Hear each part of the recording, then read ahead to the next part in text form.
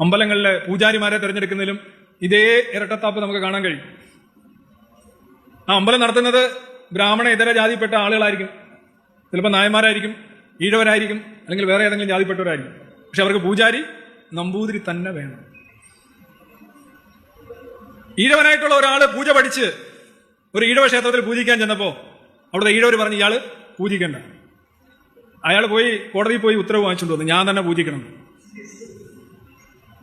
അപ്പൊ അവരെന്താ പറഞ്ഞു, അത് കോടതി അങ്ങനെ പലതും പറയും, നീ ഇവിടെ പൂജിപ്പിച്ചാൽ ഞങ്ങൾ ആരും ഇവിടെ വരത്തില്ല. ഞാൻ എപ്പോഴും ഈ സോഫ്റ്റ്വെയറുകളെ കുറിച്ച് പറയുമ്പോൾ നിങ്ങൾ മനസ്സിലാക്കണം, നമ്മുടെ ധാരണകളും ചിന്തകളും നമ്മളിൽ ഉണ്ടാക്കുന്ന പ്രഭാവം ഇത് കോടതികൾ പറഞ്ഞാൽ പോലും നമ്മൾ എന്തുകൊണ്ട് മാറ്റുന്നില്ല?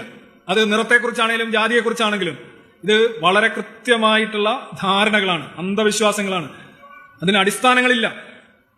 ശാസ്ത്രീയമായി നിങ്ങൾ ഒബ്ജക്റ്റീവായിട്ട് പഠിച്ചു കഴിഞ്ഞാൽ നിങ്ങൾക്ക് അത് പുറത്തു വരും. അല്ലാതെ നിങ്ങൾ ചുമ്മാതെ കുറെ വെറുപ്പ് സാഹിത്യം ഉണ്ടാക്കിയുണ്ടോ, രാഷ്ട്രീയ പകപോക്കൽ നടത്തിയുണ്ടോ ഒരു മാറ്റമല്ല, അത് കൂടി വരത്തുള്ളൂ. ഇതെല്ലാം അന്ധവിശ്വാസമാണെന്ന് പറയേണ്ടി വരും. നരബലിയും മൃഗബലിയും മാത്രമല്ല അന്ധവിശ്വാസം. ഇതിനൊന്നും റൂട്ടില്ല, ഇതിനൊന്നും ലോജിക്കില്ല. ഇത് മാറുന്ന മനുഷ്യർക്ക് മാത്രമേ മാറ്റാൻ പറ്റൂ. അല്ലാതെ നിങ്ങൾ മാറി എന്ന് വന്നിരുന്നാലും വെളുത്ത ദൈവത്തെ തരുമോ, നമ്പൂതിരി പൂജാരിയെ തരുമോ, ഇതൊരിക്കലും മാറത്തില്ല. കാരണം ഇവൻ എന്തോ പ്രത്യേകതകളുണ്ട് എന്ന് നമ്മൾ ധരിക്കുന്നു. ഇതിനെ വെട്ടണം.